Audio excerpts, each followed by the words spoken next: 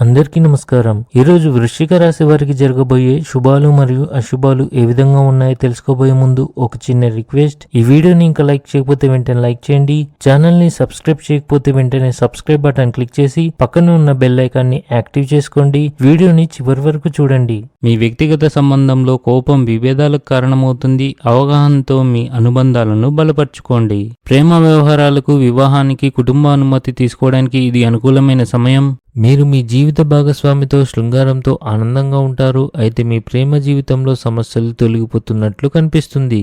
వ్యాపారంలో కీలక పెట్టుబడులు పెట్టడం ద్వారా మీరు మంచి లాభాలను పొందే అవకాశాలు ఉంటాయి. దీనిపై సరైన సలహా తీసుకోండి.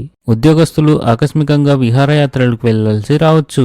క్రీడలలో పాల్గొనడం మీ ఆత్మవిశ్వాసాన్ని పెంచి మీరు కొత్త సవాళ్లను స్వీకరించేందుకు ప్రేరణగా పనిచేస్తుంది. అత్తమామల తరపు వారితో సంబంధంలో ఏదైనా గొడవ జరిగితే అది కూడా సమసిపోతుంది. మీరు మీ ఉద్యోగంలో పురోగతి సాధిస్తారు. అదృష్టం యొక్క మద్దతు అడ్డంకులను తగ్గించడంలో సహాయపడుతుంది. ఈరోజు ఆర్థిక సలహా గురించి మీ తల్లిదండ్రులతో మాట్లాడండి. ఆధ్యాత్మిక చింతన పెరుగుతుంది. భూ నిర్మాణ కార్యక్రమాలు సానుకూలంగా ఉంటాయి. చిన్న చిన్న ఆరోగ్య సమస్యలు ఉంటాయి, కానీ ఆందోళన చెందాల్సిన పని లేదు. మహిళలు తమ ఇంటి మరియు వ్యక్తిగత జీవితంలో మంచి సమన్వయాన్ని కొనసాగించగలుగుతారు. మీ కష్టానికి మరొకరు క్రెడిట్ తీసుకోవచ్చు, అందుకే మీరు అప్రమత్తంగా ఉండడం చాలా ముఖ్యం. స్త్రీ యొక్క చెడు దృష్టి వల్ల మీ కాళ్ళ నొప్పులు మరియు ఒళ్ళు నొప్పులు ఎక్కువగా ఉంటాయి. పై అధికారులు మీకు అనుకూలంగా ఉంటారు.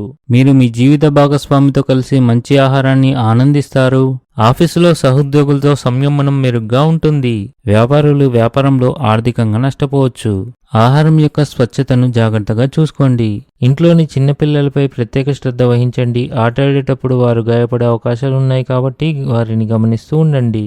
ఈరోజు ద్వితీయార్థంలో ఆందోళనకర పరిస్థితి ఉంటుంది. ఈరోజు అదృష్ట సంఖ్య వచ్చేసి 8. ఈరోజు అదృష్ట రంగు వచ్చేసి నలుపు రంగు.